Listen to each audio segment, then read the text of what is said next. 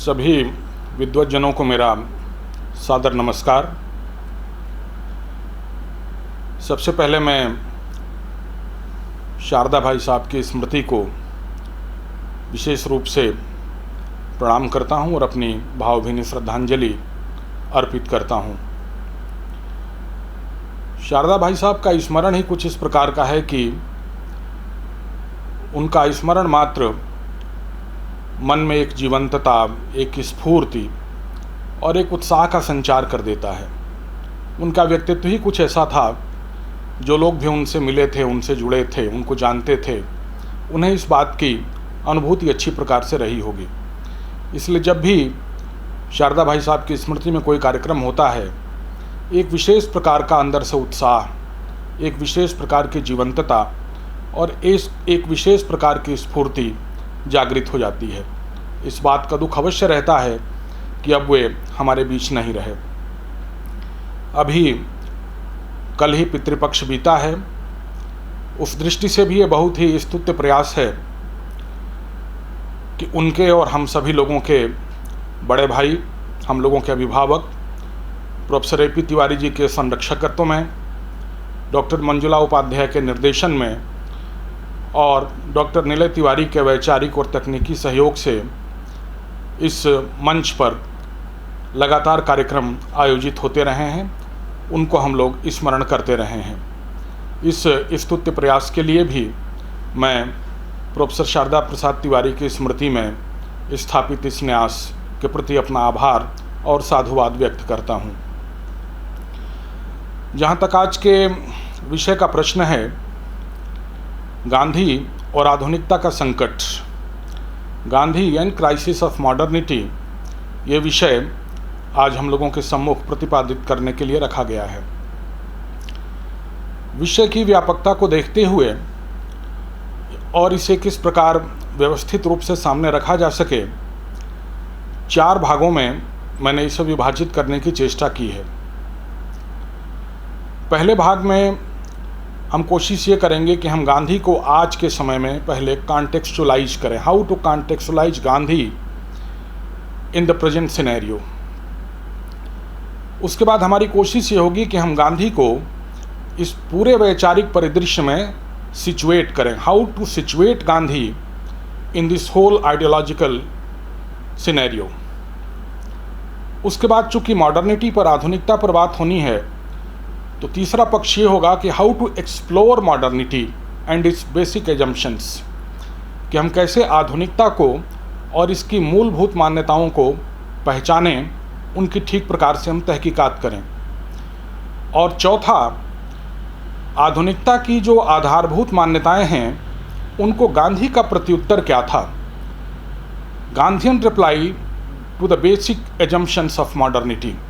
ये हमारा चौथा एस्पेक्ट होगा, चौथा पक्ष होगा, जिस पर हम बात करेंगे सुविधा की दृष्टि से भी और इस विषय का सम्यक प्रकार से प्रतिपादन हो सके इस दृष्टि से भी। सबसे पहले आज के परिवेश में हम गांधी को कॉन्टेक्चुअलाइज करने की कोशिश करते हैं। हम जिस परिवेश में हैं, उस परिवेश की चर्चा निलय ने भी की और मंजुला जी ने भी की। ये एक संयोग ही कहा जाएगा कि महात्मा गांधी का 150वां जयंती वर्ष इस समय चल रहा है और इसी वर्ष कोविड नाम की महामारी भी आई है। ये देखने की बात है कि जिस व्यक्ति ने आज से लगभग 100 साल पहले आधुनिकता और आधुनिकता के वैश्विक तंत्र में निहित जो संभावनाएं हैं, उन संभावनाओं का प्रकटीकरण कर दिया था।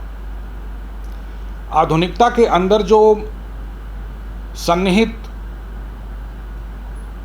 संगतियां और विसंगतियां हैं, उनको हमने हमारे सामने स्पष्ट कर दिया था।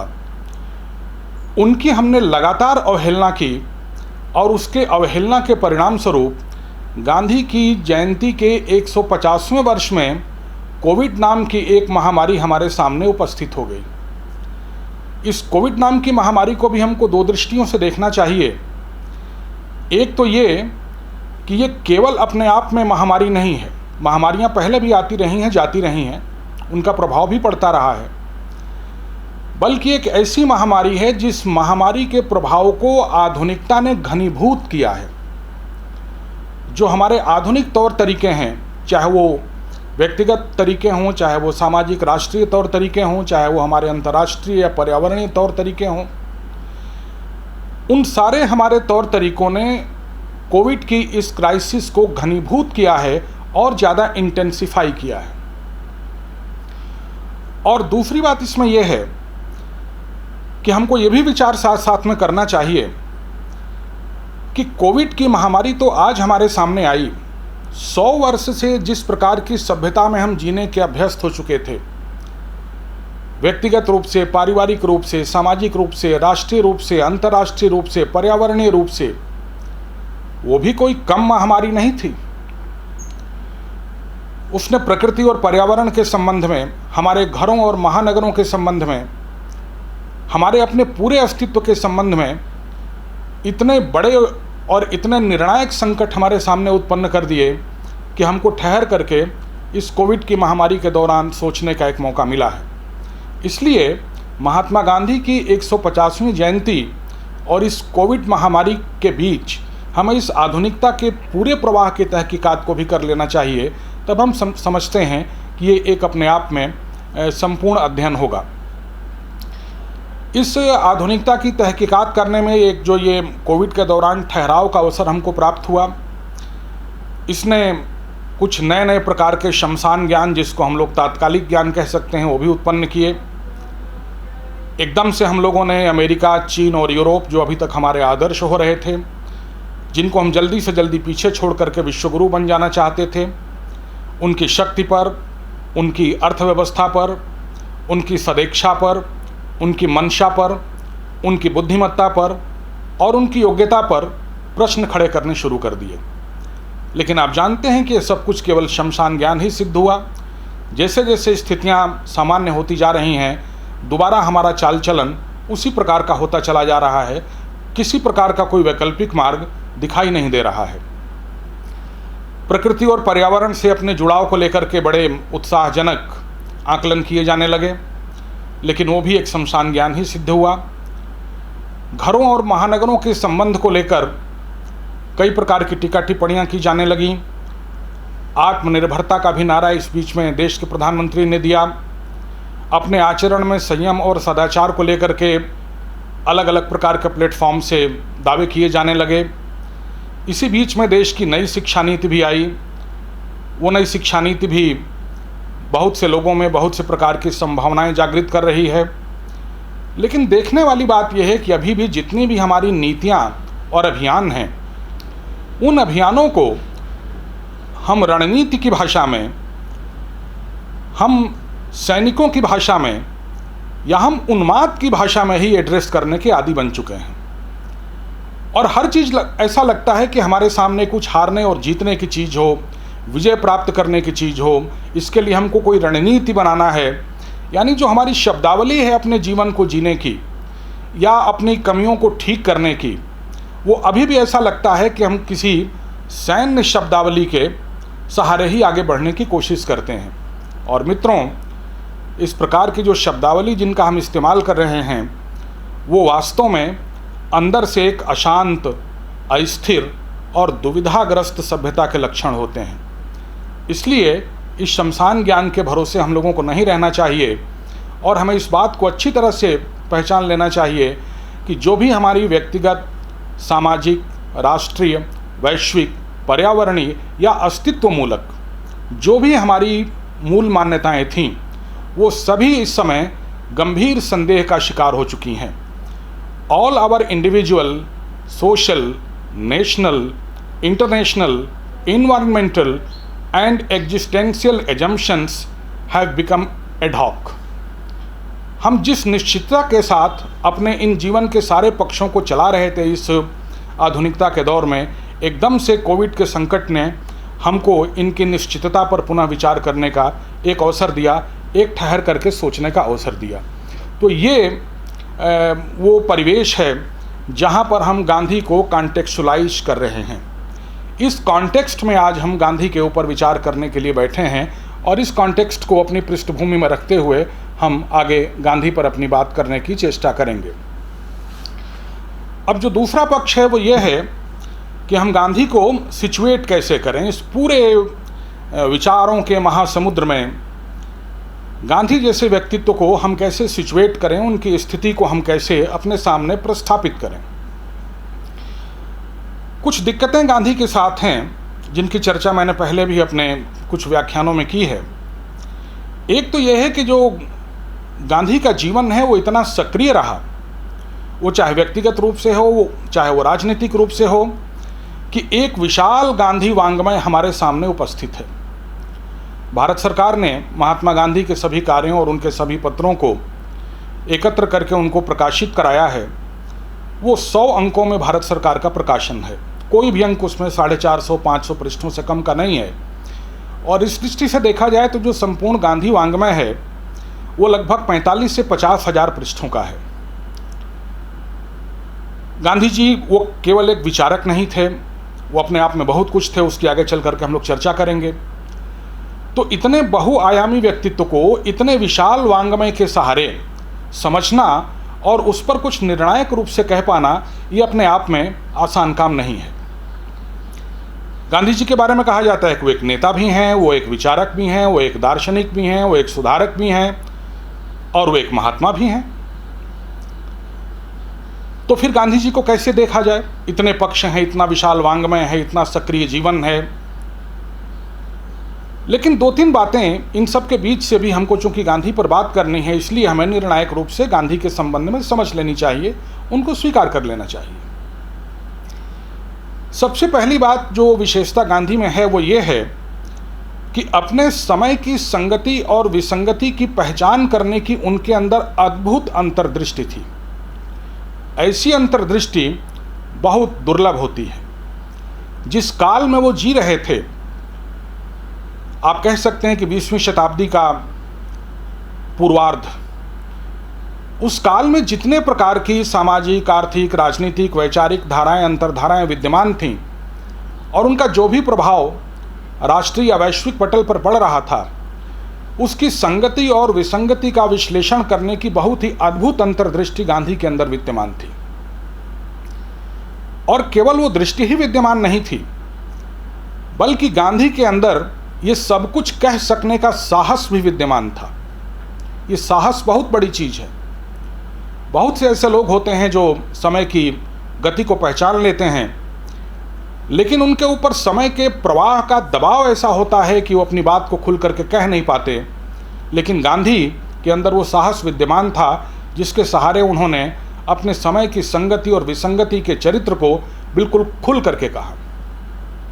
और तीसरी बात, गांधी के अंदर वो अप्रतिम जिजीविषा भी विद्यमान थी, वो विलक्षण आत्मशक्ति भी विद्यमान थी, जिस आत्मशक्ति और जिजीविषा के सहारे वे अपने जीवन में भी तदनुरूप व्यवहार करना चाहते थे। तो वो एक व्यवहार परक व्यक्ति भी थे। इसी से एक और पक्ष को हमको गांधी के बारे में समझ लेना चाहिए कि गांधी प्रयोगधर्मी व्यक्ति भी हैं। अपने स्वास्थ्य को लेकर के, आचरण को लेकर के, व्यक्तिगत और सामुदायिक नैतिकता के प्रश्नों को लेकर के गांधी बहुत सारे प्रयोग करते हैं। राजनीति में जो लोग भाग लेंगे, जिनको उन्होंने सत्याग्रही कहा, उन सत्याग्रहियों की क्या योग्यताएं होंगी, उनके आचरण के क्या मानक होंगे, ये गांधी ने तय किए। लेकिन साथ में ये भी देखना है कि वे अपने सभी निर्णयों को पूरी तरीके से दूसरों पर थोपना भी नहीं चाहते थे। वे केवल अपने निर्णयों की सत्यता को सामने रखते हैं, बताते हैं।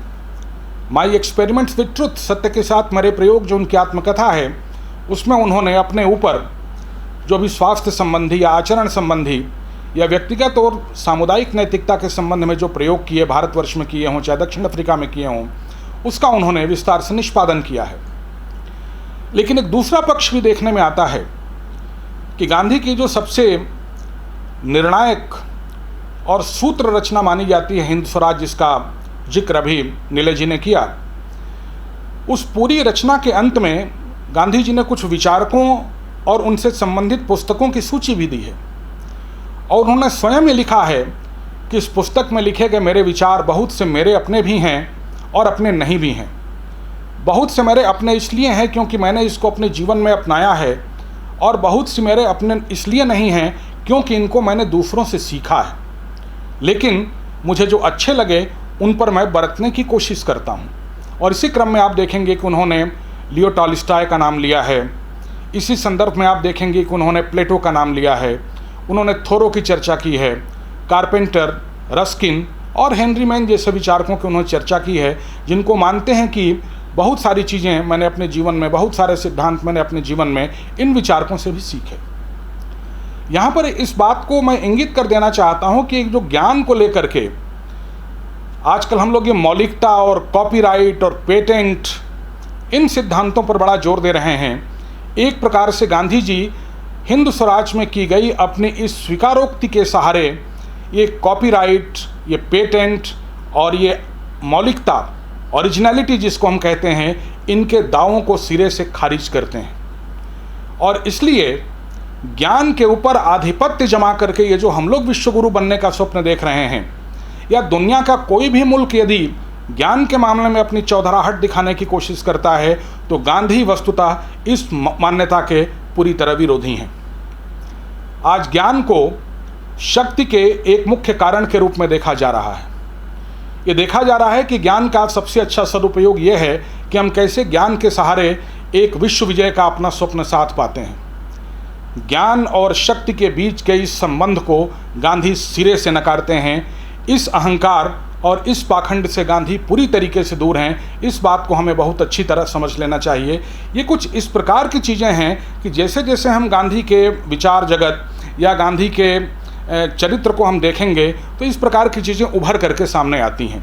सामान्यतः गांधी का विश्लेषण करने में ये जो तात्कालिक चीज़ें हैं, जो ये रेलिवेंट चीज़ें हैं, ये कई बार पार्श्व में रह जाती हैं और हम इनका महत्व नहीं रेखांकित कर पाते हैं।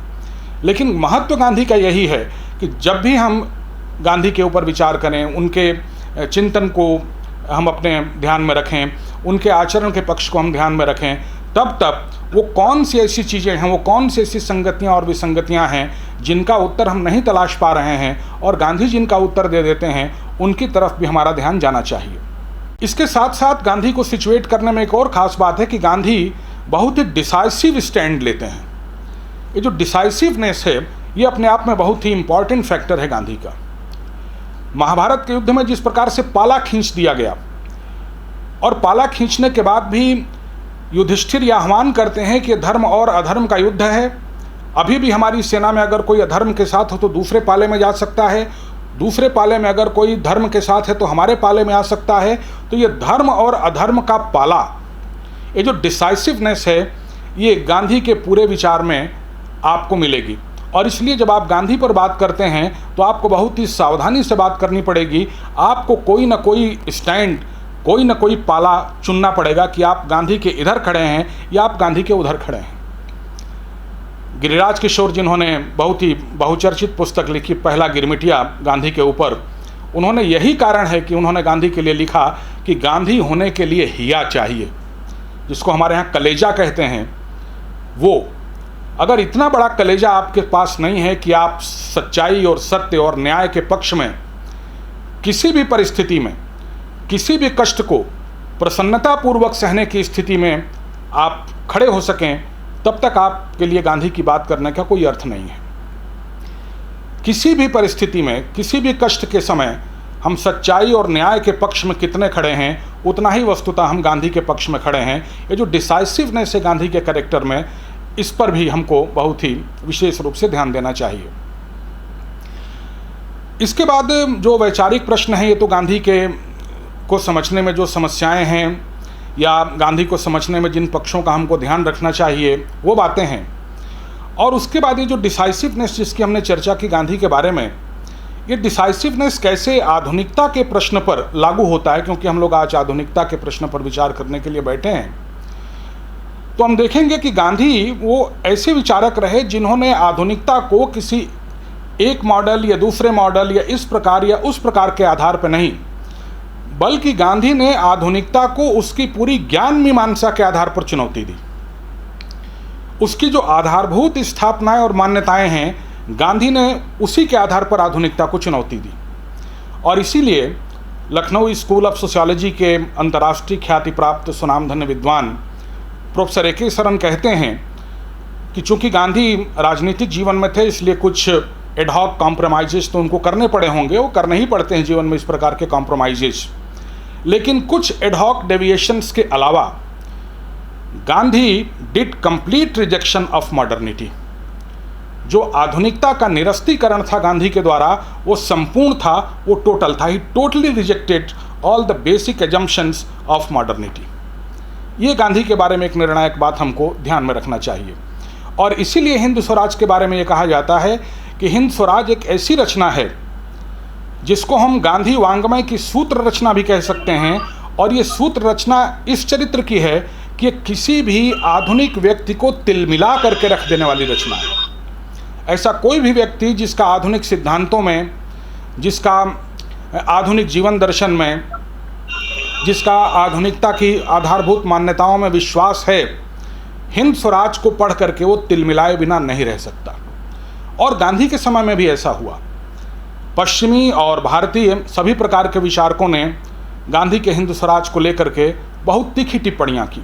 इसमें GDH कोल जैसे लोग, C.D. बर्न्स जैसे लोग, मिडल्टन मरे, ह्यूज फॉसेट, इस तरीके के विदेशी विचारक तो थे ही जिन्होंने कहा कि जो गांधी की दृष्टि है वो प्रतिगामी दृष्टि है, गांधी की दृष्टि में एक दार्शनिक त्रुटि है, गांधी की दृष्टि एकांगी है।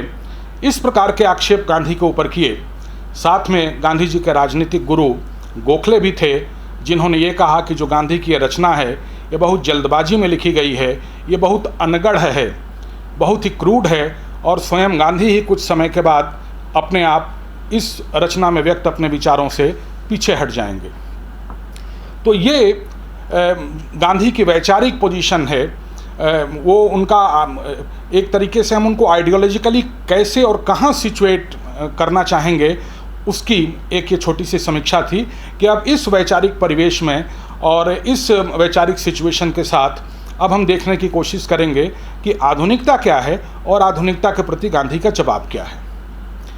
गांधी को स्वीकार कर बढ़ना इतना आसान नहीं है और इसीलिए बार बार ये गांधी की प्रासंगिकता का सवाल हमारे सामने खड़ा होता है। आज के विषय के तीसरे पक्ष पर हम आते हैं कि ये आधुनिकता क्या है। जिस आधुनिकता की हम बात कर रहे हैं उसकी संगतियों या उसकी क्राइसिस की चर्चा कर रहे हैं, उसकी विसंगति की चर्चा कर रहे हैं। इस आधुनिकता का स्वरूप क्या है? विषय अपने आप में बहुत ही व्यापक है, लेकिन इसको बहुत ही पॉइंटेडली मैं आप लोगों के सम्मुख रखने की भरसक चेष्टा करूंगा।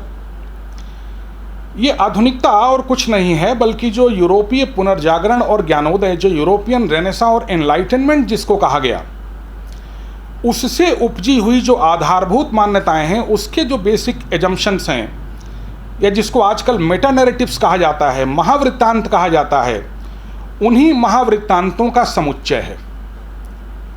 Modernity is nothing but the aggregate of all the basic assumptions created by European Renaissance and European Enlightenment. It is aggregation of all the meta-narratives of European Renaissance and European Enlightenment. अब ये वो कौन कौन से Meta narratives हैं, वो कौन कौन से महावृत्तांत हैं, वो कौन कौन सी बड़ी आधारभूत मान्यताएं हैं जिनको यूरोपियन रेनेसां और यूरोपीय ज्ञानोदय ने हमारे सामने आधुनिकता के रूप में प्रस्तुत किया।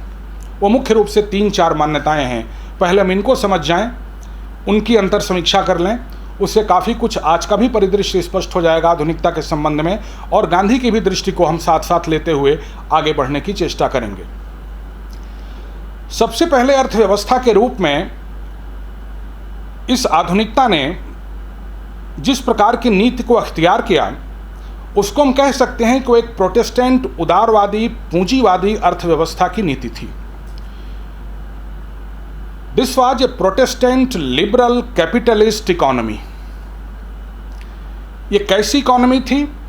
ये ऐसी इकोनॉमी थी जिसमें मैक्सिमम प्रॉफिट पर जोर था, अधिकतम लाभ जिसके केंद्र में था। अधिकतम लाभ किस प्रकार से प्राप्त किया जाए इस इकोनॉमी के केंद्र में था। इस लाभ को प्राप्त करने के लिए इकोनॉमिक एबंडेंस, आर्थिक प्रचुरता किस प्रकार से हमारे सामने हो, ये उसका लक्ष्य था, आर्थिक प्रचुरता को बढ़ाना। इस आर्थिक प्रचुरता को बढ़ाने के लिए लार्ज स्केल प्रोडक्शन कैसे हो, उस लार्ज स्केल प्रोडक्शन को करने की चुनौती इस पूंजीवादी अर्थव्यवस्था के सामने थी। और इस लार्ज स्केल प्रोडक्शन के स्वप्न को साकार करने के लिए जो तरीके अपनाए गए वो तरीके आप ज़रा क्रम से देखिए। इंडस्ट्रियलाइजेशन, औद्योगिकरण, मैकेनाइजेशन, मशीनीकरण, टेक्नोलॉजिकल इनोवेशंस, तकनीकी सुधार और तकनीकी परिष्कार और ऑटोमेशन। ये ऑटोमेशन की स्थिति तक आते आते हम एक ऐसी अवस्था में पहुंच जाते हैं जहां पर हम आर्टिफिशियल इंटेलिजेंस और वर्चुअल रियलिटी के दौर में पहुंच गए हैं और जहां पर हमने अपनी पूरी व्यवस्था से मनुष्य को पूरी तरह से रिप्लेस कर दिया, समाप्त कर दिया। मैकेनाइजेशन में कहीं मनुष्य की भूमिका थी, इंडस्ट्रियलाइजेशन में कहीं मनुष्य की भूमिका थी, लेकिन अब धीरे धीरे ये जो ऑटोमेशन आया, इस ऑटोमेशन ने मनुष्य को इस पूरी व्यवस्था से लगभग समाप्त ही कर दिया, लगभग उसको अवांछित ही घोषित कर दिया। और इस संबंध में ये बात ध्यान देने की है कि भारतवर्ष में जवाहरलाल नेहरू से लेकर के वर्तमान प्रधानमंत्री नरेंद्र मोदी तक की जो नीतियां हैं, उन नीतियों में आपको किसी प्रकार का कोई तात्विक भेद दिखाई नहीं देगा। ये एक ऐसी 70 साल की सुदीर्घ यात्रा है जिसको हम लोग मैकेनिकल से डिजिटल इकोनॉमी की तरफ बढ़ती हुई यात्रा कह सकते हैं। और इसीलिए अगर आप मोदी को डिफाइन करना चाहें तो आप आसानी से कह सकते हैं कि Modi is nothing but Nehru digitalised. जिस प्रकार का विजन, जिस प्रकार की दृष्टि लेकर के मैकेनिकल और इंडस्ट्रियल इनोवेशंस के साथ नेहरू चले थे, उसी को एक प्रकार से नरेंद्र मोदी अपने डिजिटल एजेंडा के माध्यम से पूरा करने की तरफ बढ़ रहे हैं। इसलिए मैंने कहा कि संपूर्ण भारतवर्ष की जो आर्थिक गतिविधि रही, उस आर्थिक गतिविधि में आरंभ से लेकर के अब तक किसी प्रकार का कोई तात्विक भेद दिखाई नहीं देता। कभी किसी मॉडल पर कोई जोर हो, कभी किसी मॉडल पर कोई जोर हो, कभी किसी प्रोजेक्ट पर कोई जोर हो, कभी किसी प्रोजेक्ट पर कोई जोर हो, कभी किसी सेक्टर को हमने ज़्यादा वरीयता देने की कोशिश की हो, कभी किसी सेक्टर पर हमने ज़्यादा वरीयता देने की कोशिश की हो। लेकिन जो हमारी जो इकॉनमी रही, उसका मूल चरित्र अभी भी वही बना रहा जिसे हम प्रोटेस्टेंट, उदारवादी, पूंजीवादी अर्थव्यवस्था कहते हैं। जबकि गांधी इस समूची अर्थव्यवस्था में निहित जो महायंत्रों की व्यवस्था है, जो बड़े बड़े भीम का यंत्रों की व्यवस्था है, उसको सनातन भारतीय दृष्टि के अनुरूप ही एक प्रकार से उपपाप मानते हैं, जो न केवल मनुष्य को कला और कौशल से विहीन करती हैं, मनुष्य के जीवन को रसहीन बनाती हैं, मनुष्य के जीवन को निरर्थक और सौंदर्य बोध से रहित बनाती हैं, उसकी आजीविका का हरण करती हैं और उसके अंदर एक कर्म सांकर्य उत्पन्न करती हैं। ये सभी भारतीय सनातन जीवन विधान के बहुत ही बड़े दोष माने गए हैं, जो दोष इस आधुनिक अर्थव्यवस्था जो मैकेनाइजेशन और ऑटोमेशन के सहारे आगे बढ़ रही है, उसके माध्यम से प्राप्त हो रही है। मनुष्य को ये किस तरीके से कला कौशल विहीन बना रही है, इसमें कोई बहुत समझाने की बात नहीं, आप सभी विद्वत जन हैं। मशीनों के साथ रहते रहते मनुष्य के जीवन का जो रस प्रवाह है, वो रस सूख जाता है। इस बात को तो मार्क्स भी स्वीकार कर लेता है। आनंद कुमार स्वामी अपने पुस्तक आर्ट एंड स्वदेशी में लिखते हैं कि प्राचीन भारतीय घरों में एक भी वस्तु ऐसी नहीं थी जो वस्तु एक साथ उपयोगी और कलात्मक दोनों न हो। और आज की स्थिति में यह है कि हमारे घरों में केवल निरर्थक किस्म की और सौंदर्य बोध रहित केवल वस्तुएं भरी पड़ी हैं, जिनका न सौंदर्य से कोई अंतरंग रिश्ता है और न ही उनका जीवन की सार्थकता से कोई अंतरंग संबंध है। आजीविका का इन्होंने हरण जिस पैमाने पर किया है, वो भी आप लोग सब अच्छी तरह से समझ सकते हैं। और इसके कारण एक जो कर्म सांकर्य की स्थिति उत्पन्न हुई है, आचार्य विश्वनाथ शास्त्री दातार 20वीं शताब्दी के भारतीय राजशास्त्र के अप्रतिम व्याख्याकार हुए हैं, और वो कहते हैं कि गीता में अर्जुन की मुख्य समस्या यही थी कि यदि हमारे परिजनों का वध हो गया तो हमारे परिवार में कर्म सांकर्य उत्पन्न हो जाएगा। जिसका जो कर्म है वो कर्म करने वाले लोग नहीं बचेंगे। इसलिए जो वर्ण संकरता की समस्या है वो वस्तुतः कर्म संकरता की समस्या है। ये कर्म सांकर्य जो है ये समाज में अव्यवस्था उत्पन्न कर देगा। और ये कर्म सांकर्य भी जो है, आप देखिए, ये जो आधुनिक जिस पूंजीवादी, उदारवादी, प्रोटेस्टेंट अर्थव्यवस्था में हम चल रहे हैं, वो कितने व्यापक पैमाने पर उत्पन्न कर रही है, ये अब किसी से भी छिपा हुआ नहीं है। तो ये पहली मान्यता थी आधुनिकता की, जिसे हम कह सकते थे कि एक प्रोटेस्टेंट, लिबरल, कैपिटलिस्ट इकोनॉमी और उसके जो बेसिक पॉस्टुलेट्स हैं वो क्या हैं, और उन्होंने हमारे सामने किस प्रकार की संगति और विसंगति उत्पन्न कर रखी है।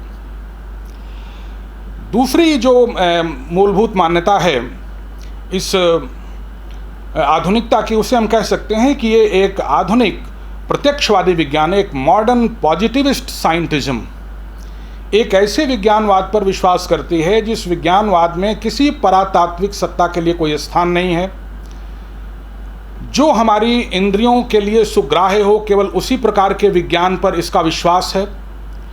ये एक ऐसा विज्ञान है जो लगातार ट्रायल एंड एरर की पॉलिसी या प्रैक्टिस पर आगे बढ़ता है, जिसको प्रोफेसर ए.के. सरन इंडेफिनिट कॉरिजिबिलिटी कहते थे।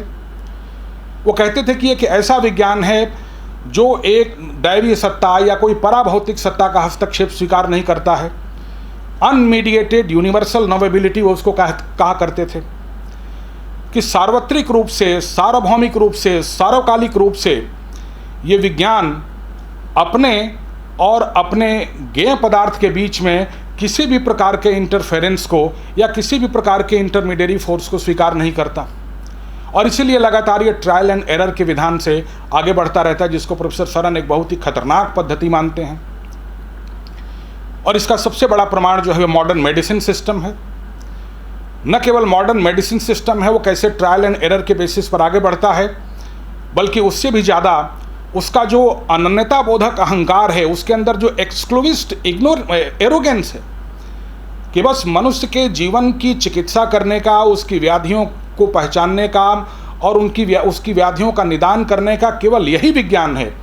ये जो एक मॉडर्न मेडिसिन सिस्टम में जो एक एरोगेंस है, एक जो एक्सक्लूसिव एरोगेंस है, एक ये जो अनन्यता का अहंकार है, यह अहंकार भी इसी प्रकार के प्रत्यक्षवादी विज्ञान की देन है, जो अमूमन हमको रोज दिखाई देता रहता है, जिससे हम लोग रोज रूबरू होते रहते हैं। कई प्रकार की आंतरिक विसंगतियां इस विज्ञान में विद्यमान हैं, और इसको बहुत अच्छी तरीके से हमारी जो अपनी स्थापत्य कला है, हमारे जो अपने घरों की संरचना है, हमारे जो अपने विद्यालयों की संरचना है, हमारे अपने जो नगरों की संरचना है, जो हमारी इंजीनियरिंग और वास्तुविद्या है, उन दोनों क्षेत्रों में हम देख सकते हैं कि हम किस प्रकार के वातावरण में रहते हैं, किस प्रकार के वातावरण में रहने के हम अभ्यस्त हैं, और उस वातावरण के अनुरूप किस प्रकार का परिवेश हमको चाहिए, और इस मॉडर्न साइंस और इंजीनियरिंग ने किस प्रकार के परिवेश से हमको घटाटोप कर रखा है। तो इसके अपने इंटरनल कॉन्ट्राडिक्शंस भी बहुत ही ज़बरदस्त हैं, इसकी लिमिटेशंस भी बहुत ज़्यादा हैं। ये माना जाता है कि जो साइंस है उसमें, जैसे हमने कहा कि ये यूनिवर्सल अनमीडिएटेड नोवेबिलिटी, ये सार्वत्रिक और सार्वकालिक रूपों से बिना किसी बाहरी हस्तक्षेप के हर चीज़ को जान सकती है। अनलिमिटेड पावर इसके पास है। इसकी अनलिमिटेड पावर इस कोरोना काल में हमारे सामने स्पष्ट हो गई कि साइंस की पावर भी बहुत ही लिमिटेड है, इसकी भी चीज़ों को देखने की दृष्टि बहुत ही सीमित है।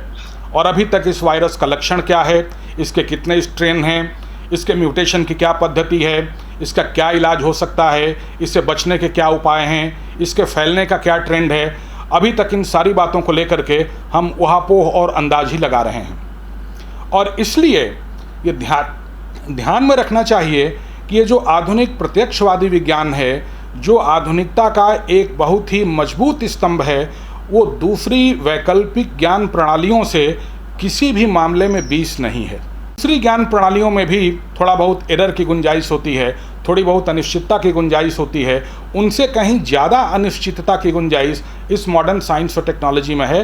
गांधी इस आधुनिक विज्ञान की ज्ञान मीमांसा को भी बहुत अच्छी तरह समझ गए थे, इसीलिए उन्होंने हिंद स्वराज में आधुनिक विज्ञान की उपलब्धियों को भी बहुत बेजोड़ चुनौती दी है। तीसरी इस आधुनिकता की जो मूल मान्यताएं हैं उसमें एक बाजार प्रधान शहरीकरण, एक ऐसा शहरीकरण, एक ऐसा अर्बनाइजेशन जो मार्केट ओरिएंटेड है, और इस मार्केट ओरिएंटेड शहरीकरण ने एक लोभ आधारित गुलामी का तंत्र पैदा कर दिया है। This market oriented urbanisation has created a system of slavery of lust. लोभ, हर व्यक्ति, खरीदने वाला, बेचने वाला, खाने वाला, कमाने वाला, हमेशा वो एक दूसरे से अधिक कमाने, एक दूसरे को ठगने, एक दूसरे को ललचाने, एक दूसरे को धोखा देने, एक दूसरे से प्रतियोगिता करने, इस प्रकार की प्रवृत्ति आपको इस बाजार के शहरीकरण में आपको देखने को मिलेगी। वो चाहे व्यक्तिगत संबंध हो और वो चाहे व्यक्ति और राज्य के संबंध हो, हर जगह आपको इसी प्रकार के संबंध देखने को मिलेंगे कि ये जो आधुनिक बाजार प्रधान शहरीकरण है उसके केंद्र में लोभ की सत्ता विद्यमान है। प्लेटो ने इसी के लिए बहुत अच्छा एक फ्रेज इस्तेमाल किया है कि we have become the slave of the many bad masters. बहुत सारी विकृत वासनाओं के हम दास बन चुके हैं। और इसी कारण ये समझने की बात है कि ये जो महानगरों का बढ़ना है, महानगरों की संख्या का बढ़ना है, महानगरों के अस्तित्व का बढ़ना है, ये सांस्कृतिक उन्मेष का नहीं बल्कि ये सब सांस्कृतिक पतन के चिन्ह होते हैं। इस बात को हमको ध्यान में रखना चाहिए।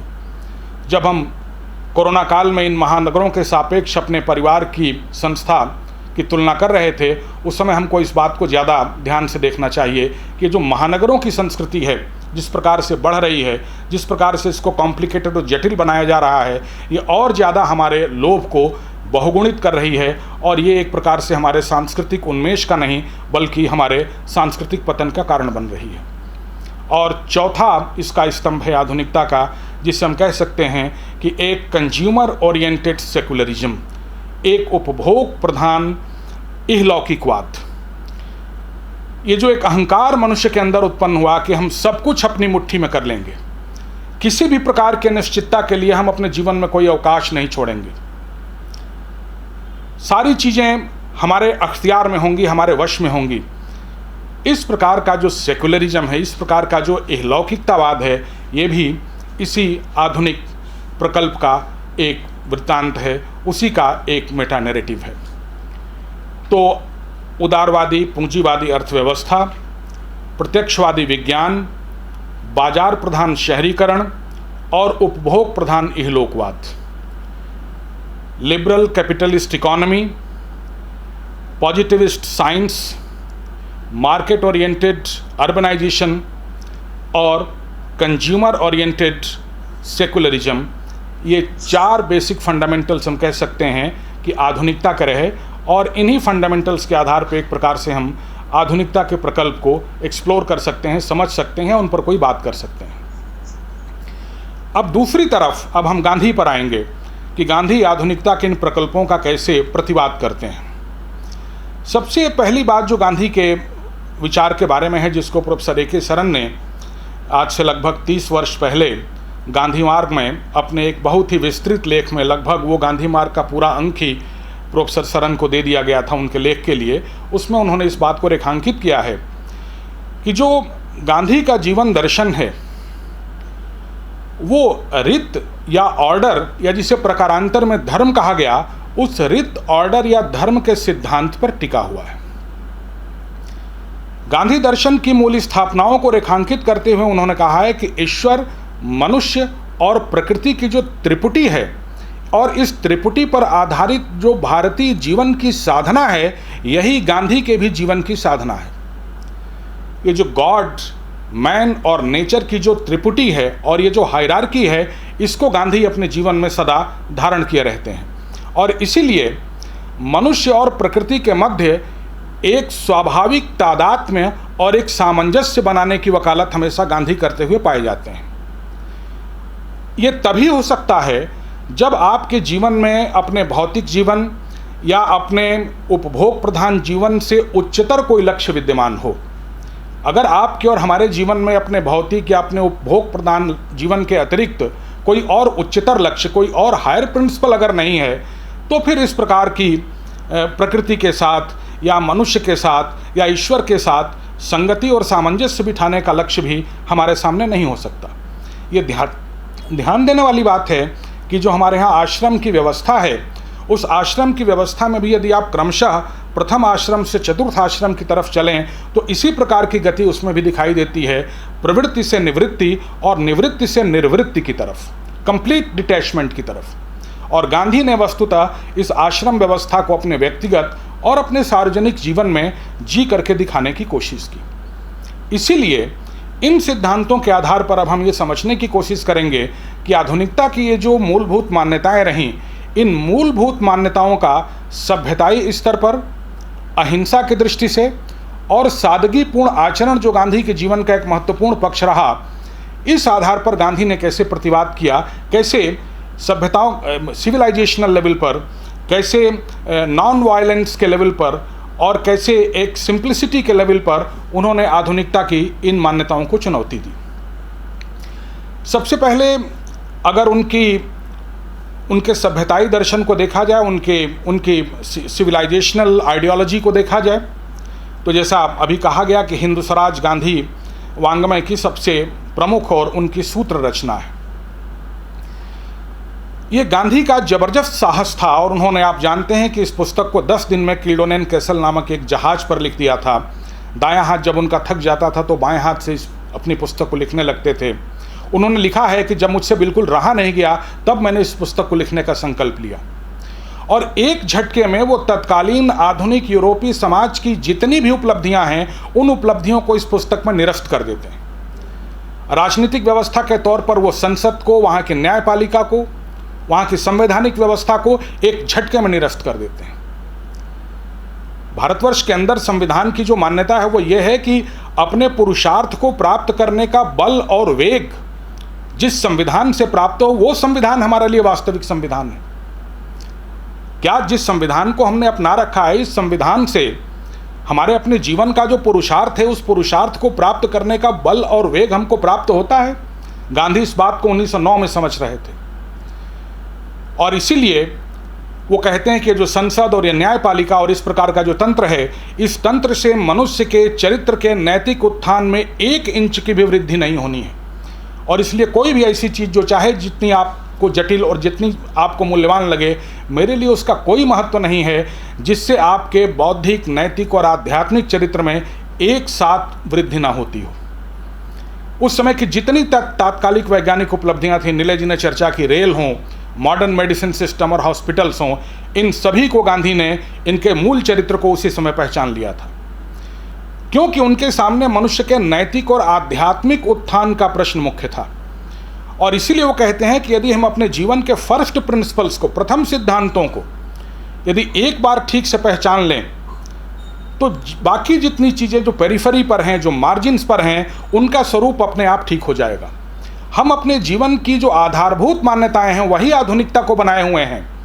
जब तक इन आधुनिक मान्यताओं को हम अपने सनातन जीवन की आधारभूत मान्यताओं से रिप्लेस नहीं करते, तब तक जितनी ये जो हमारी मार्जिनल प्रॉब्लम्स हमको दिखाई देती हैं अपने इर्द गिर्द, उनका कोई समाधान नहीं हो सकता। इस बात को गांधी भी इसी तरीके से कहते हैं और इस बात को आनंद कुमार स्वामी भी इसी तरीके से कहते हैं अपनी पुस्तक ईस्ट एंड वेस्ट में। यदि जो सेंट्रल प्रिंसिपल्स हैं, यदि जो फंडामेंटल प्रिंसिपल्स हैं, उन पर एग्रीमेंट अगर हमने कायम कर लिया तो फिर हमारी समस्याओं का समाधान हो जाएगा। यही कारण है कि गांधी अपनी इस समझ के सहारे जो आधुनिक सभ्यता के सापेक्ष जो भारतीय जीवन दृष्टि विद्यमान रही, जो भारतीय सभ्यता में जो चीज़ें विद्यमान रहीं, उनकी ताकत को पहचानते हैं, उनकी शक्ति को पहचानते हैं और ये नहीं मानते कि जो हमारा भारतीय जीवन रहा है, जो हमारा भारतीय जीवन विधान रहा है, वो किसी पिछड़ेपन की निशानी है, बल्कि वो उसके टिकाऊपन को उभारने की कोशिश करते हैं। वो मानते हैं कि उसका जो टिकाऊपन है वो हमारे लिए ज़्यादा महत्वपूर्ण है और कहते हैं कि वो हमारे जीवन का लंगर है, उसने हमको थाम रखा है। और इसीलिए वो जो आधुनिक सभ्यता और उसका चाकचक्य है, उसको वो 4 दिन की चांदनी या उसको एक सैटेनिक सिविलाइजेशन कहते हैं। वो कहते हैं कि थोड़ा सा भी यदि आप आधुनिक सभ्यता के प्रवाह से अपने आप को हटाकर अलग करें तो आप समझ जाएंगे कि ये जो आधुनिक सभ्यता है ये किस तरीके से सीधे सीधे विनाश के गर्त में जा रही है। ये जो स्टैंडर्ड ऑफ लिविंग का जो आज हमने पैमाना बना रखा है, कुमार स्वामी की तरह गांधी भी इस बात को अच्छी तरह से समझ गए थे कि स्टैंडर्ड ऑफ लिविंग का पैमाना जब तक हमारे जीवन का पैमाना बना रहेगा, तब तक जो हमारा सोशल फैब्रिकेशन है, तब तक जो हमारा सामाजिक ताना बाना है, उस ताने बाने की सुरक्षा नहीं हो सकती। गांधी इस बात को बहुत अच्छी तरह से समझ गए थे। तो ये हिंद स्वराज में उनकी सभ्यताई दृष्टि है, जहाँ पर वो तत्कालीन आधुनिक यूरोपीय समाज की सारी राजनीतिक, वैज्ञानिक, आर्थिक उपलब्धियों को एक साथ निरस्त करते हैं और उसके सापेक्ष जो सनातन भारतीय जीवन दृष्टि और उसके मूल्य हैं, उन मूल्यों के प्रति एक आत्मविश्वास को सृजित करने का एक साहस हमारे अंदर उत्पन्न करने की चेष्टा करते हैं। हिंद स्वराज को हम इस अर्थ में कह सकते हैं कि वो आचार और विचार की एकता पर आधारित गांधी का या गांधी वांग्मय का प्रतिनिधि शास्त्र है। अंत तक वो उस पर अडिग बने रहे। उसके माध्यम से वो ये स्वीकारते हैं कि संपूर्ण भारतवर्ष की सभ्यता एक आत्मबोध मूलक सभ्यता है, जिसके केंद्र में आत्मबोध की जिज्ञासा कायम है। भारतवर्ष का जो समूचा समाज है, जिसको हम लोग पिछड़ा समाज कहें, चाहे जिस प्रकार का समाज कहें, वो इस प्रकार के आत्मबोध मूलक सभ्यता का अधिष्ठान है। भारतवर्ष की जो अर्थव्यवस्था और कला दृष्टि है, वो इसी प्रकार के समाज की पोषक है। यहाँ की जो राजनीतिक व्यवस्था रही है, वो इसी प्रकार के समाज की परिरक्षक है। और इसीलिए यहाँ की जो शिक्षा व्यवस्था होनी चाहिए, वो भी हमको अपने इन्हीं राष्ट्रीय आदर्शों के अनुरूप सुपात्र बनाने में योग्य होनी चाहिए, सुपात्र बनाने में समर्थ होनी चाहिए, उन्मीलनकारी होनी चाहिए। और इसीलिए आत्मबोध का प्रश्न, समाज दृष्टि का प्रश्न, अर्थनीति और कला दृष्टि का प्रश्न, राजनीति का प्रश्न और शिक्षा का प्रश्न, ये सभी गांधी के लिए मिले जुले प्रश्न हैं। ये सभी उनके लिए एक साथ या तो स्थापित होते हैं या एक साथ ये विस्थापित होते हैं। आज नई शिक्षा नीति की बहुत चर्चा हो रही है। नई शिक्षा नीति के बारे में ये कहा जा रहा है कि 34 वर्ष के बाद एक नई शिक्षा नीति हमको प्राप्त हुई है। ये ध्यान देने वाली बात है, यदि हम गांधी की दृष्टि पर विचार करते हैं या उनकी दृष्टि से चीज़ों को देखते हैं, कि किसी भी देश में बार बार शिक्षा नीति का प्रश्न उठना ये कोई बहुत शुभ संकेत नहीं होता।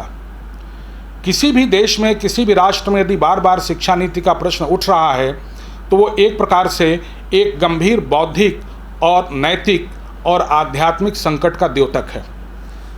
शिक्षा नीति के फंडामेंटल्स कभी नहीं बदलते, उनके फंडामेंटल्स हमेशा एक रहते हैं, स्थायी रहते हैं। शिक्षा नीति के फंडामेंटल्स रोज रोज इस तरीके से नहीं बदला करते। और यदि हम शिक्षा नीति के फंडामेंटल्स पर अपना विश्वास प्रकट कर रहे हैं, तो इसका सीधा सा तात्पर्य यह है कि अपने राष्ट्रीय प्रतिमानों के प्रति हम एक शंका और एक दुविधा के भाव से ग्रसित हैं। इसलिए जब हम अपनी राष्ट्रीय शिक्षा नीति पर विचार करने बैठते हैं, तो हमें इन चीज़ों का भी ठीक प्रकार से ध्यान रखना चाहिए। गांधी ये मानते थे कि जो परंपरागत भारतीय जीवन विधान है या जो परंपरागत भारतीय सभ्यता है, उस सभ्यता में ये जो जितनी भी ये मान्यताएं हैं, आत्मबोध की मान्यता हो, उसके पोषक और अधिष्ठान समाज की मान्यता हो, तदनुरूप अर्थनीति, राजनीति और शिक्षा नीति की मान्यता हो, ये सभी मान्यताएं न केवल विद्यमान थीं, बल्कि उनके पोषण का तंत्र विद्यमान था। और यदि उनके अंदर किसी प्रकार का कोई विकार उत्पन्न होता है, तो उस विकार का समाधान करने का निवारक तंत्र भी वहाँ पर मौजूद था। इसी आत्मविश्वास के कारण आप देखते हैं कि आधुनिकता की इस वेगवान आंधी के बीच भी गांधी एक वटवृक्ष की तरह अचल और अडिग बने रहते हैं। ये गांधी की अपनी ताकत थी, क्योंकि उन्होंने आधुनिक सभ्यता की विसंगतियों को भी और परंपरागत सनातन भारतीय सभ्यता की विशिष्टताओं को भी ज्ञान मीमांसा के स्तर पर बहुत ही अच्छी तरीके से समझ लिया था। दूसरा जो पक्ष है वो गांधी की जो अहिंसात्मक दृष्टि है, जिसकी बहुत चर्चा होती है कि गांधी की अहिंसात्मक दृष्टि क्या है। कि गांधी की जब हम अहिंसा की चर्चा करते हैं, तो हमें ये समझ लेना चाहिए कि गांधी इस बात को अच्छी तरह समझते हैं कि ये जो यूरोपियन रेनेसां और एनलाइटनमेंट से जो वर्ल्ड व्यू हमको मिला, जो विश्व दृष्टि हमको मिली, उस विश्व दृष्टि का जो भारतीय विश्व दृष्टि है, जिसमें ईश्वर, मनुष्य और प्रकृति की त्रिपुटी है, इसके साथ कोई सामंजस्य नहीं बन सकता। आप एक तरफ उस यूरोपीय रेनेसां और एनलाइटनमेंट की जो मूल मान्यताएं, जिसको हम लोग आधुनिकता कह रहे हैं, उनके बेसिक पास्टुलेट्स पर भी यकीन रखें, और दूसरी तरफ आप उस प्रकार का भी जीवन जीना चाहें जो ईश्वर, मनुष्य और प्रकृति के बीच में सामंजस्य और तारतम्य पर आधारित हो। तो ये दोनों चीज़ें संभव नहीं हैं, क्योंकि ये जो आधुनिक यूरोपीय मान्यताएं हैं, ये वस्तुतः सनातन भारतीय और पारंपरिक यूरोपीय मान्यताओं दोनों के निषेध पर आधारित हैं, दोनों के रिजेक्शन पर आधारित हैं। और इसीलिए गांधी जी इस बात को कहते हैं कि जो यूरोपीय उपनिवेशवाद है, वो भारत के लिए तो घातक है ही, वो इंग्लैंड के चरित्र के लिए भी घातक है। वो इंग्लैंड को भी अपनी परंपरा से च्युत कर देगा और इंग्लैंड के अंदर भी एक लोभ का और एक अहंकार का सृजन करेगा। इसलिए उनकी स्पष्ट मान्यता है कि जो आधुनिकता है, वो वस्तुतः हिंसा की भित्ति पर टिकी हुई है। वो मॉडर्निटी और वायलेंस को एक दूसरे में इम्प्लिसिट मानते थे। हिंसा को वो मानते थे कि वो आधुनिकता में अंतर्भूत है, उससे अलग नहीं किया जा सकता। इसलिए जो आधुनिक यूरोपीय समाजार्थिक और राजनीतिक दर्शन हो, और चाहे वो बौद्धिक और नैतिक मान्यताएं हों, सभी में उस हिंसा के अंश को देखते थे। वो स्पष्ट रूप से इस बात को मान चुके थे कि समूची जो आधुनिक यूरोपीय जीवन दृष्टि है वो हिंसात्मक है, उसके अंदर हिंसा का भाव है, क्योंकि उनकी जो हिंसा की मान्यता थी वो बहुत ही व्यापक थी। यदि आप रीत का तिरस्कार करते हैं, यदि आप धर्म का तिरस्कार करते हैं, यदि आप ईश्वर, मनुष्य और प्रकृति की त्रिपुटी और उनके बीच के सामंजस्य और तारतम्य का तिरस्कार करते हैं, तो वस्तुतः आप हिंसक हैं, आप हिंसा कर रहे हैं। इतनी व्यापक और इतनी गहनतर दृष्टि गांधी की हिंसा के संदर्भ में थी, और इसीलिए आधुनिक बने रहना और अहिंसक बने रहना, ये दोनों चीज़ें गांधी के लिए साथ साथ संभव नहीं थी। ये दोनों उनके लिए एंटीथेटिकल हैं, दोनों आपस में अंतर्विसंगतिकारी हैं। इसलिए भारत के भविष्य को लेकर के वे और दूसरे विचारकों की तरह भी अधिक चिंतित थे। उनकी चिंता केवल ये नहीं थी कि देश अंग्रेज़ों की गुलामी से आज़ाद हो जाए, बल्कि उनकी चिंता ये थी कि जिन सिद्धांतों पर, जिन हिंसात्मक सिद्धांतों पर, जिन मॉडर्न कैपिटलिस्ट, जिन पॉजिटिविस्ट साइंटिस्ट, जिस मार्केट कैपिटलिज्म पर, जिस सेकुलर प्रिंसिपल पर ये हमारी व्यवस्था चल रही है, उस व्यवस्था से अलग भारतवर्ष का कोई भविष्य होना चाहिए। जिस दिशा में आनंद कुमार स्वामी सोच रहे थे, जिस दिशा में कृष्णचंद्र भट्टाचार्य सोच रहे थे, जिस दिशा में श्री अरविंद सोच रहे थे, उसी दिशा में गांधी भी सोच रहे थे। और इसीलिए जब हम गांधी की सादगी की बात करते हैं, तो गांधी की सादगी और सिंप्लिसिटी की बात को भी उनकी अहिंसा के परिप्रेक्ष्य में ही देखना चाहिए। उनकी सादगी और कुछ नहीं है, बल्कि प्रकृति के साथ साहचर्य और ऋजुता का संबंध है, प्रकृति के साथ एक सौम्यता का संबंध है। और इसी संदर्भ में वो 5 महाव्रतों का भी उल्लेख करते हैं, जिसमें सत्य, अहिंसा, अस्तेय, अपरिग्रह और ब्रह्मचर्य है। वस्तुतः इन्हीं योग्यताओं के सहारे आप इस प्रकार का जीवन जी सकते हैं, जिस जीवन को एक संपूर्ण अहिंसात्मक जीवन कहा जा सकता है। इसी अर्थ में वो समूची राजनीतिक समस्याओं को भी देखते थे और समूचे सामाजिक और आर्थिक प्रश्नों को भी देखते थे। इसलिए अब यदि आप आधुनिकता से परेशान नहीं हैं, यदि आधुनिकता आपको परेशान नहीं करती, तो हिंद स्वराज आपके लिए निरर्थक है। लेकिन साथ में यह भी ध्यान रखना चाहिए कि फिर हम और आप भी हिंद स्वराज और गांधी के लिए निरर्थक हैं। चीज़ें दोनों तरफ से चलती हैं, ताली दोनों हाथ से बजती है। अगर हमें परंपरागत विचार चाहिए, तो उन परंपरागत विचारों के पोषण, सृजन के लिए, संवर्धन के लिए हमारे पास परंपरागत संस्थाएं भी चाहिए। अगर हमको संस्कारी बच्चे चाहिए, तो हमारे लिए उन बच्चों के पालन पोषण के लिए संस्कारी माएँ भी चाहिए, संस्कारी पिता भी चाहिए।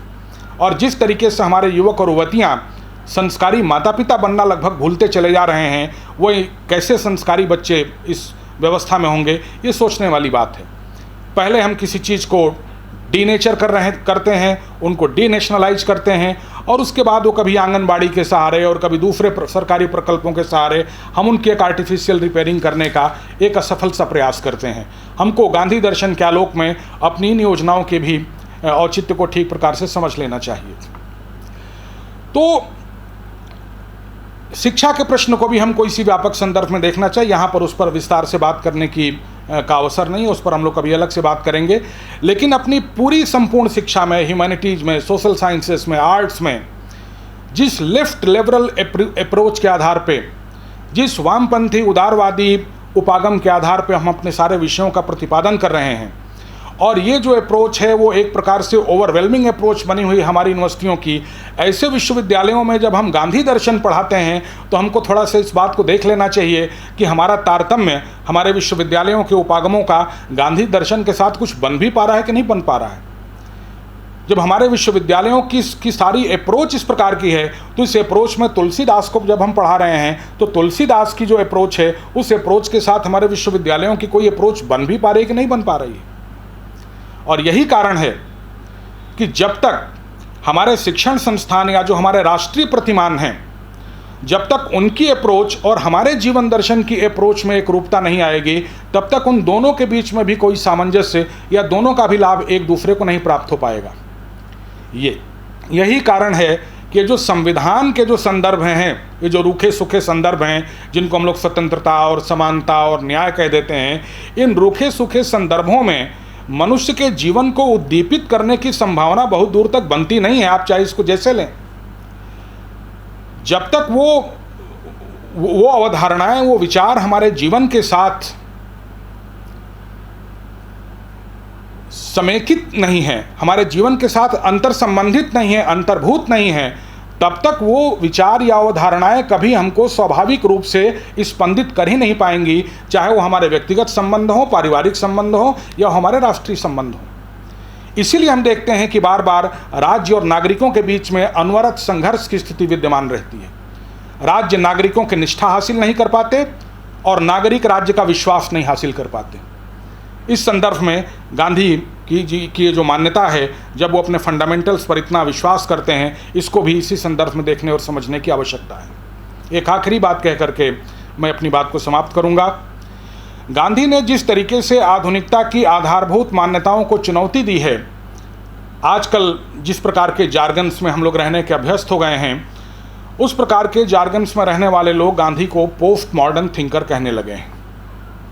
जिस तरीके से गांधी ने रेशनल यूनिवर्सलिज्म को चुनौती दी और उसकी जगह उन्होंने ईश्वर के अस्तित्व और स्थानीयता को महत्व दिया, जिस तरीके से गांधी ने जो एक मेटाफिजिकल, एपिस्टेमोलॉजिकल और एथिकल एब्सोल्यूटिनिज्म था, एक तत्वशास्त्रीय, एक ज्ञान मीमांसी और नैतिकता के स्तर पर एक जो निरपेक्ष अवधारणा बना दी गई थी कि पूरी दुनिया की तत्वशास्त्रीय स्थिति वही होनी चाहिए जो यूरोप की, अमेरिका की है, उनकी ज्ञान मीमांसा उसी प्रकार की होनी चाहिए जैसे यूरोप और अमेरिका ने उनको सिखाई है, उनके नैतिक मानदंड वैसे ही होने चाहिए जैसे यूरो अमेरिकन नैतिक मानदंड हैं। गांधी ने इसके विरुद्ध भी प्रतिक्रिया करते हुए उन्होंने नैतिकता, ज्ञान मीमांसा और तत्वशास्त्र की जो हमारी स्थानीय और सापेक्ष दृष्टि है उसको बल प्रदान किया। जो एक इम्पेरियलिस्ट डोमिनेंस हमको देखने में आता है 20वीं शताब्दी की दुनिया में, उसके सापेक्ष गांधी ने हमारी स्थानीय और सांस्कृतिक विशिष्टता या हमारी जो पहचान का प्रश्न है उसको साहसपूर्वक हमारे सामने उपस्थित किया और उसके लिए हमको उद्वेलित किया कि हम इस प्रश्न को अंग्रेजी हुकूमत के सामने भी सीना तान करके कह सकें। तो ये जो आधुनिकता की जो आधारभूत मान्यताएं हैं, जिनको रीजन, नेचर और प्रोग्रेस की त्रिपुटी कहा गया, मनुष्य के बुद्धि पर आधारित रीजन, प्रकृति के साथ दोहन और संघर्ष की स्थिति और एक निरंतर अनवरत दिशाहीन प्रोग्रेस करने की भावना, उसको जिस तरीके से गांधी ने चैलेंज किया, या जिसको केनेथ होल्ट मीडो ने कहा कि उन्होंने जो ह्यूमनिज्म है, जो मैन सेंट्रिक वर्ल्ड व्यू है, जो इवोल्यूशनिज्म है, जो ये मानता है कि अनवरत जो है वो विचारों का और सृष्टि का विकास हो रहा है, या जो मॉडर्न साइंटिज्म है, इन सारी चीज़ों को जिस तरीके से उन्होंने चुनौती दी, इसको देखते हुए लोग गांधी को एक पोस्ट मॉडर्न विचारक भी कहने लगे हैं। इन सारे प्रश्नों का, ये जो रीजन, नेचर और प्रोग्रेस के प्रश्न हैं, या ह्यूमनिज्म या इवोल्यूशनिज्म या साइंटिज्म के प्रश्न हैं, इन सारे प्रश्नों को फ्रांस का एक बहुत ही अंतर्दृष्टि प्रधान विचारक हुआ है रेने गेनो, उसने अपनी पुस्तक the crisis of modern world में बहुत ही विस्तार से उठाया है। इन सारे प्रश्नों को गांधी जी ने अपने व्यक्तिगत और सार्वजनिक जीवन को जीते हुए कितनी आसानी से हमारे सामने हल कर दिया, इसको हमको देखना चाहिए और इसके कारण हम उनको पोस्ट मॉडर्न विचारक मानते हैं। लेकिन यहाँ पर एक सावधानी बरतने की आवश्यकता है। वो सावधानी बहुत आवश्यक है कि गांधी आधुनिकता की आधारभूत मान्यताओं को उनकी विसंगतियों के आधार पर, उनकी अनसस्टेनेबिलिटी के आधार पर, उनके अनसस्टेनेबल डिमांड और सर्विसेज की बेसिस के आधार पर चुनौती तो देते हैं, लेकिन वो पोस्ट मॉडर्न विचारक की तरह से, पोस्ट मॉडर्न विचारकों की तरह से, पोस्ट मॉडर्न थिंकर्स की तरह से हमको किसी बियाबान में ले जा करके नहीं छोड़ देते। वो केवल डीकंस्ट्रक्ट करके नहीं छोड़ देते, वो केवल डीस्ट्रक्चरलाइज करके चीज़ों को नहीं छोड़ देते, बल्कि वो एक ऐसे सेतु पुरुष हैं जो आधुनिक परिवेश में रहते हुए भी हमको अपनी परंपरा के जो स्थापित प्रतिमान हैं उनकी तरफ संकेत करने का एक आत्मविश्वास सृजित करते हैं, उनकी तरफ जाने का एक मार्ग हमको सुझाते हैं। ये जो पोस्ट मॉडर्न थिंकर्स हैं और गांधी में ये अंतर है। अपनी परंपरा के प्रति एक अवलंब का भाव, अपने सनातन विकल्प के प्रति एक सुदृढ़ आग्रह का भाव, ये गांधी में सदैव विद्यमान रहा है। इस अर्थ में हम उनको पोस्ट मॉडर्न थिंकर्स नहीं कह सकते। बावजूद इसके हर विचारक में कुछ सीमाएं होती हैं। गांधी का जीवन बड़ा सक्रिय जीवन रहा, वो राजनीति में भी रहे, देश की आज़ादी का आंदोलन भी उनके सामने था, देश की आज़ादी का राजनीतिक और वैचारिक पक्ष वो सभी उनके जीवन में समाहित था। इसलिए उनको हम लोग अपनी शास्त्रीय परंपरा और आधुनिक जो जीवन दृष्टि है उसके बीच में एक सेतु पुरुष के रूप में देखें। यही गांधी को देखने की एक संतुलित दृष्टि होगी। और हमें हमेशा ये ध्यान रखें कि जो वास्तविक प्रेरणा हमको अपने राष्ट्रीय जीवन की प्राप्त होगी वो तो हमको अपनी जो शास्त्रीय परंपरा है उसी शास्त्रीय परंपरा से प्राप्त होगी। उसी शास्त्रीय परंपरा के प्रकाश से जो आलोकित जन हैं उन्हीं को हमारे यहाँ लोक कहा गया है। उसी शास्त्रीय परंपरा के द्वारा जो उद्भूत तत्व हैं, उसी की जो चिति और विराट है, उसी चिति और विराट से जो अनुप्राणित तत्व हैं उन्हीं को हमारे यहाँ जन कहा गया है। और उसी शास्त्रीय परंपरा में निहित जो धर्म का तत्व है, उस धर्मशीलता के आधार पर जो राजा और प्रजा का संबंध है उसी को हमारे यहाँ प्रजातंत्र कहा गया है। तो हमारी जो मूल शास्त्रीय परंपरा है उस शास्त्रीय परंपरा के महत्व को ध्यान में रखते हुए उसकी तरफ आधुनिक परिवेश में एक सशक्त संकेत करने वाले व्यक्ति के रूप में हम अगर गांधी को याद कर सकें तो आधुनिकता की संगतियों और विसंगतियों को भी हम ठीक प्रकार से समझ पाएंगे, गांधी के मंतव्य को भी हम ठीक प्रकार से समझ पाएंगे। और इस आधुनिक संकट के दौर में हम अपने उस परंपरागत जीवन के लिए कोई मार्ग तलाशने में कम से कम वैचारिक रूप से तो समर्थ हो ही पाएंगे, धीरे धीरे शायद भौतिक रूप से भी उसके लिए मार्ग प्रशस्त हो।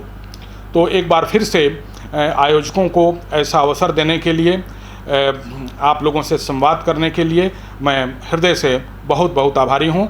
सभी आयोजकों को, प्रोफेसर तिवारी जी को, मंजुला जी को, निलय को और जो भी लोग हमारे साथ बैठे हुए हैं, अंबिकेश जी मुझे सामने दिखाई दे रहे हैं मोतिहारी से, आप सभी के प्रति कृतज्ञता ज्ञापित करते हुए मैं अपनी बात यहीं समाप्त करता हूँ। धन्यवाद, साधुवाद।